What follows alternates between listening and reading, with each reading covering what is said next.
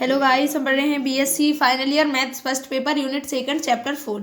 इसके पिछली वाली वीडियो में हमारा जो क्वेश्चन था वो आधा हो गया था, प्रतिबंध आवश्यक है हो गया था। अब दूसरी कंडीशन रह गई थी, प्रतिबंध पर्याप्त है, क्योंकि उसमें बता नहीं पाए थे और उसमें दो कंडीशन थी, क्योंकि क्वेश्चन में दिया गया था यदि और केवल यदि, इस कारण से उसमें दो कंडीशन होनी थी। तो प्रतिबंध आवश्यक है पिछली वीडियो में करवा लिया है, अब प्रतिबंध पर्याप्त है करेंगे।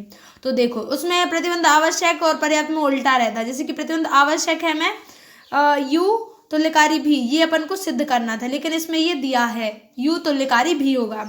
तब प्रतिबंध पर्याप्त है में ये सिद्ध करना पड़ेगा dimension U is equal to dimension V, और उसमें ये दिया गया था और ये सिद्ध करना था प्रतिबंध आवश्यक है में। लेकिन प्रतिबंध पर्याप्त है में ये तुल्यकारी दिया गया है और ये सिद्ध करना dimension U is equal to dimension V.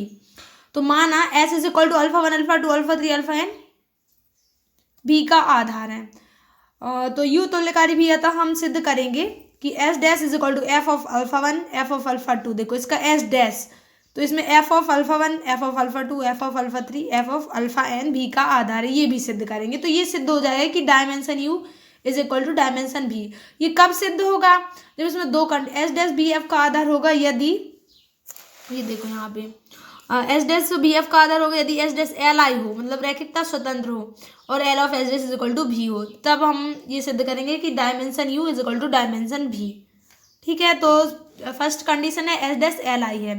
तो माना A one F of alpha 1 A two. देखो जो इसका एस डैश का आधार था F of alpha 1 F of alpha 2 F of alpha N, इसमें ए1 ए2 का इसमें मल्टीप्लाई ए3 ए एन का इसमें मल्टीप्लाई कर दिया। ठीक है, अब यहाँ पे मल्टीप्लाई हो गया है।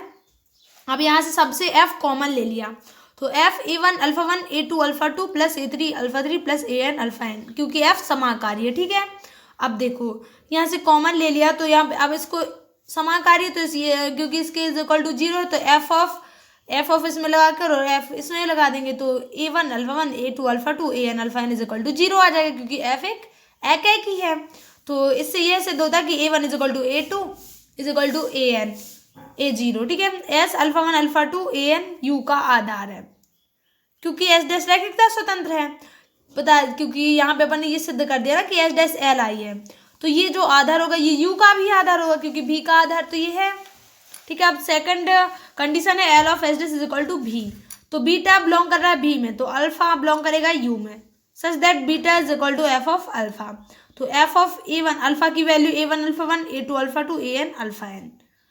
ठीक है, तो ए1 यहाँ से निकाल लिया और एफ का अंदर मल्टीप्लाई, यहाँ से ए2 निकाल लिया और एफ का अंदर मल्टीप्लाई। इस प्रकार beta belongs to L of S dash, ये हो गया अपना L of S dash is equal to V. स्पष्टता भी एल ऑफ एस डैश, तथा हम जानते हैं L of S dash belong V, तो L of S dash equal to V होगा। अतः एस डैश बी एफ का आधार है। देखो ये सिद्ध हो गया, यानी कि एस डैश बी एफ का आधार यही सिद्ध करना था। अतः dimension is U is equal to dimension V, क्योंकि dimension U is equal to dimension V कब होगा?